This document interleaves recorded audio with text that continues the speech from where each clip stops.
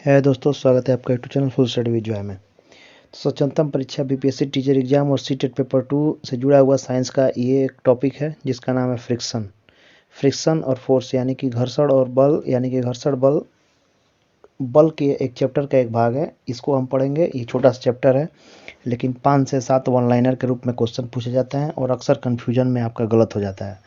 इसको पढ़ेंगे। सबसे पहले पढ़ेंगे कि घर्षण किसको कहते हैं।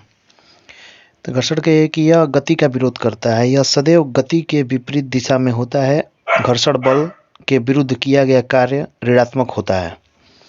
तो घर्षण बल का क्षेत्रफल पर निर्भर नहीं करता, बल्कि यह तल की प्रकृति पर निर्भर करता है।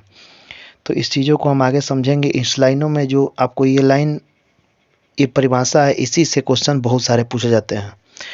पूछ देगा कि जो यह लाइन आपको यहाँ पर दिख रहा है ना, ये सदैव गति के दिशा में न होकर विपरीत दिशा में होता है। ठीक, एक क्वेश्चन पूछ देगा कि घर्षण किस दिशा में कार्य करता है, तो यह गति के विपरीत दिशा में कार्य करता है।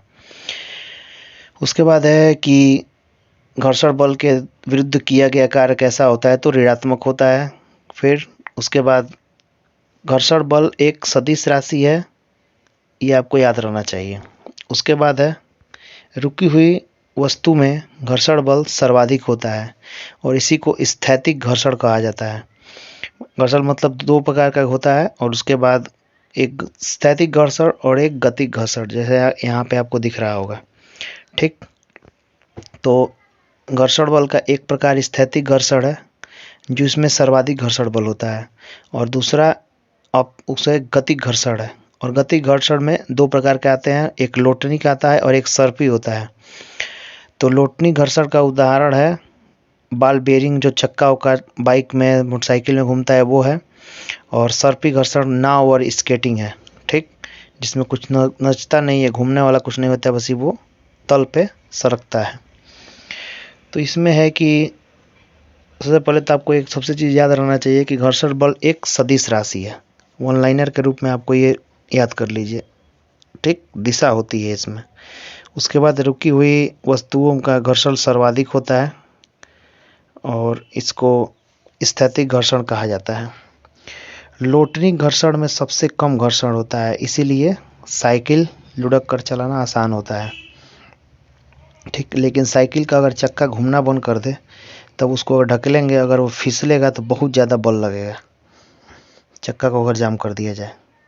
और सर्पी घर्षण में लोटनिक घर्षण से ज़्यादा होता है बल, ज़्यादा घर्षण होता है। ठीक, अब देखिए यहाँ पर ये दिखाया गया है, बताया गया है ना कि घर्षण बल गति के विपरीत दिशा में होता कार्य करता है और लगाए गए बल के विपरीत दिशा में। देखिए यहाँ पे धक्का लगाया जा रहा है, यहाँ इस दिशा में गति कर रहा है, और घर्षण बल ये है जो विपरीत दिशा में कार्य कर रहा है। ठीक, स्थैतिक घर्षण के मैक्सिमम अधिकतम मान को सीमांत मान कहा जाता है।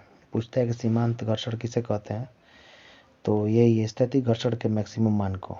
यहाँ पर यह दिखाया गया है कि स्थैतिक घर्षण सर्वाधिक, उससे कम सर्पी घर्षण, उसके से कम लोटनिक घर्षण, सबसे कम लोटनिक घर्षण होता है।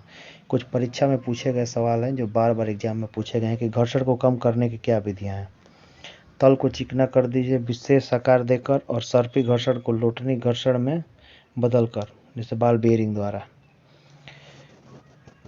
कोई साइकिल है, अगर चक्का उसका जाम हो गया है तो नहीं है, उसमें बेयरिंग चेंज कर दिया जाएगा, तो सर्पी घर्षण जो साइकिल सरक रहा है वो घूमने लगेगा पहिया, तो आसानी से चलेगा। उसके बाद स्नेहक लुब्रिकेंट का प्रयोग करेंगे। ठोस लुब्रिकेंट में आता है ग्रेफाइट का पाउडर, लिक्विड में मोबिल ग्रीस ऑयल। ये था छोटा सा चैप्टर घर्षण के बारे में। एक बार रिवीजन, दो प्रकार स्थैतिक घर्षण, गतिक घर्षण। पहला है सर्वाधिक घर्षण किस में होता है, स्थैतिक घर्षण में होता है, और इस चीज़ के मैक्सिमम मान को सीमांत घर्षण कहते हैं। लोटनिक घर्षण और सर्पी घर्षण। नाव स्केटिंग सर्पी घर्षण के उदाहरण है। ये तल से टच होकर चलते हैं और घूमने वाले, इसमें बॉल बेयरिंग नहीं होता है। लोटनिक घर्षण बॉल बेयरिंग के द्वारा ही संभव है। पूछता है कि बॉल बेयरिंग का प्रयोग किस प्रकार के घर्षण को कम करने के लिए किया जाता है, तो बॉल बेयरिंग का प्रयोग यही होता है, लोटनिक घर्षण में होता है। उसके बाद ये एक बार पूछता है कि घर्षण बल क्षेत्रफल पर निर्भर नहीं करता,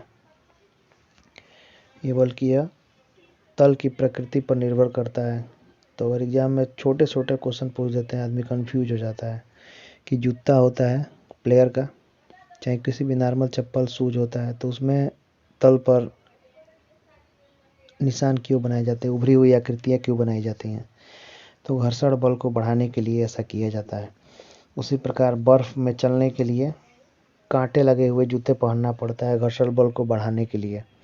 लेकिन वही अगर रेत में चलना हो तो उसमें आपको पता होगा ना कि वहाँ पर क्षेत्रफल पर निर्भर नहीं करता है घर्षण बल, लेकिन रेत में चलने के लिए क्षेत्रफल बढ़ाना पड़ता है, क्योंकि वहाँ पर प्रतिक्रिया बल रेत नहीं लगा पाता है। तो इसी प्रकार कंफ्यूज करता है। वो क्रिया प्रतिक्रिया वाला चैप्टर से वो क्वेश्चन है कि रेत पर चलने के लिए पैरों की आकृति क्यों बढ़ाया जाता है, मतलब तल की आकृति। इसीलिए जब जो वाहन होते हैं चरपहिया, तो वहाँ पर उसका एक चक्के की जगह 2 चक्का या फिर 3 चक्का लगा दिया जाता है, तो रेत में धंसता नहीं, क्योंकि क्षेत्रफल बढ़ जाता है। W बराबर mg होता है ना, तो वही मतलब उसको विपरीत बल जो प्रतिक्रिया बल बढ़ जाए, इसलिए क्षेत्रफल बढ़ा दिया जाता है। वो इस चैप्टर का क्वेश्चन नहीं है। लेकिन बर्फ़ पे चलना क्यों कठिन होता है, तो घर्षण बल कम होने के कारण ही होता है, तो उसके लिए कांटे वाले चप्पल पहनना पड़ता है। और कैसा लगा ये चैप्टर छोटा सा, 6 मिनट में कितना क्वेश्चन तैयार हुआ, आप जरूर कमेंट करके बताएं। चैनल सब्सक्राइब करें। धन्यवाद।